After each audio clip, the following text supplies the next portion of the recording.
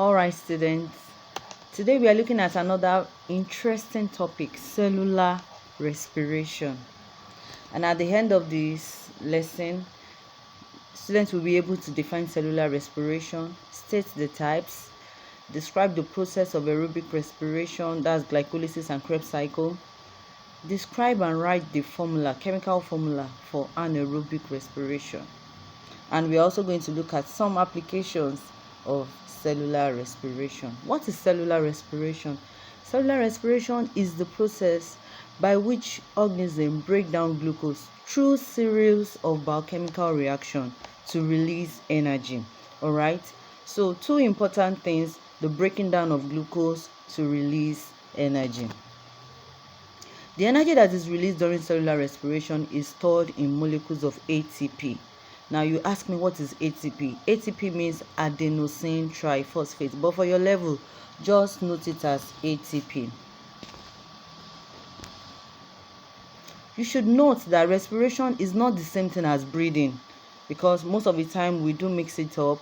It's not the same thing as breathing. Breathing is just exchange of gas, but respiration involves the breaking down of glucose. All right, and the chemical reaction of respiration actually takes place in all living cells. There is chemical respiration. Chemical reaction of respiration actually takes place in all living cells. Let's see some examples of the use of energy that is released, all right, during respiration. Muscle contraction, germination,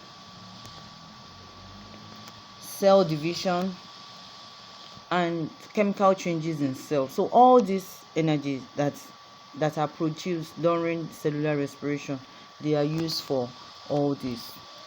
Let's see how it works in muscle contraction. You can see the upper arm and the lower arm.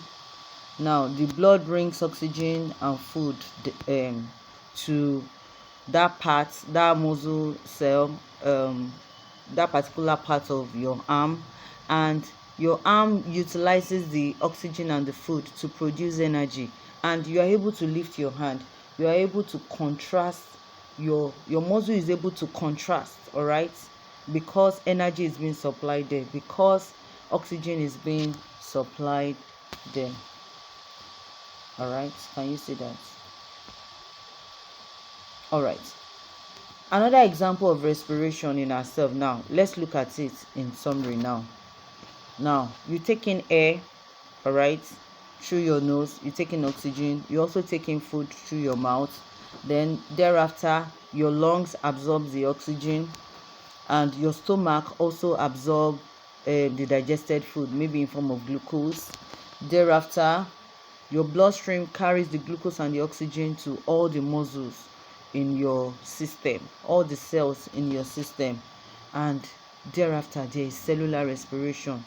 It undergoes some chemical reaction and you have energy to move, all right, and the end product of that cellular respiration is the carbon dioxide, which we breathe out. Now let's look at this simple chemical equation. Let's look at the upper part. Now this one, glucose plus oxygen, all right, that's our cellular respiration, will give us water plus energy and carbon dioxide. Now in our previous class we've been taught photosynthesis. The photosynthesis is water plus carbon dioxide, energy from sunlight will give us glucose and oxygen. Now when you look at these two, is actually interchanged.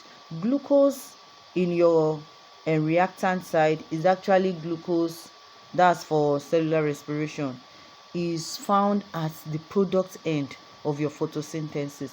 So it's just like moving your right side of your photosynthesis to your left side of your cellular respiration, and moving the left side of your cellular respiration to your right side of your photosynthesis. Now I need you to take time to study this on your own. Now I need you to know that cellular respiration is a catabolic process. When you hear the word kata, that means breaking down. Kata, catabolic process, all right? While your photosynthesis is an anabolic process, which means building up. Let's quickly look through types of cellular respiration. We have aerobic and we have anaerobic. Aerobic respiration is the breaking down of glucose in the presence of oxygen.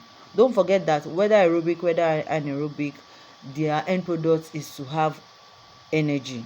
But in the case of aerobic, air, all right, oxygen is involved.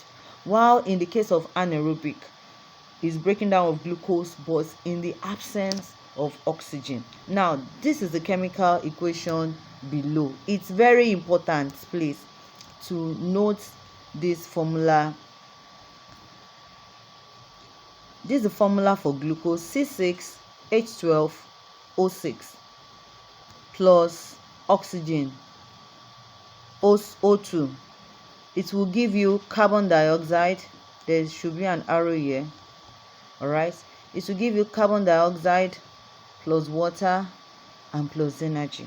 All right, that's the standard chemical equation for your aerobic respiration, and it's important that you note it. All right, glucose plus oxygen plus carbon dioxide will give us carbon dioxide and water, whereas in the case of photosynthesis is carbon dioxide plus water will give you glucose, then oxygen is given off as byproducts. But that's for another class.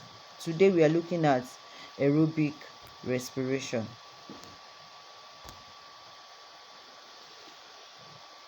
Now let's see the process of aerobic respiration. How is glucose being broken down?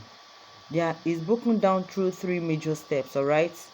Through glycolysis, Krebs cycle, and electron transport chain. When you hear the word glycolysis, lysis means breaking, all right? And that is what glycolysis is all about, the breaking down of a glucose molecule. All right, and at the end of the day, we have pyruvic acid. So it is actually the pyruvic acid that will go into your Krebs cycle. Now, let's look at it this way.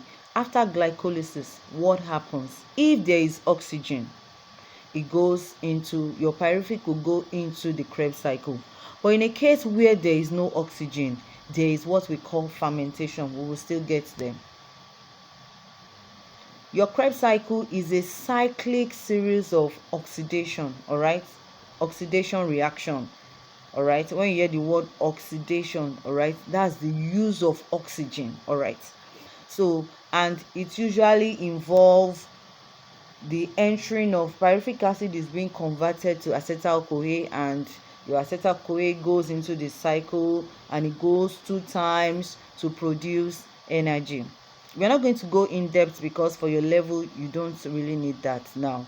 So, but you should note that your Krebs cycle releases some energy containing molecules like your ATP, your NADH. Your NADH is one that will further go into your electron transport chain, but we're not going to go in depth into your electron transport chain. All right, so it's those NADH that go into the electron transport chain and produces more energy, more ATP, and at the end of the day, you have what we call, you have about 36 to 38 ATP at the end of your glycolysis and your Krebs cycle. But I told you that we won't go much in depth into your ETC, that's your electron transport chain. I'm just going to take us back. Let's see the summary or an overview of your aerobic respiration. Your glucose undergoes glycolysis, that's breaking down of glucose. Then it releases just 2 ATP. Then the end product of your glycolysis is pyruvic acid. Your pyruvic acid, you can see it here. This is your pyruvic acid. Your pyruvic acid, when there is oxygen, it goes into the Krebs cycle. Then from the Krebs cycle, There are lots of series of chemical reaction taking place, and at the end of the day you have your 36 ATP. But in the case where there is no oxygen, what happens? That's what we want to look at next.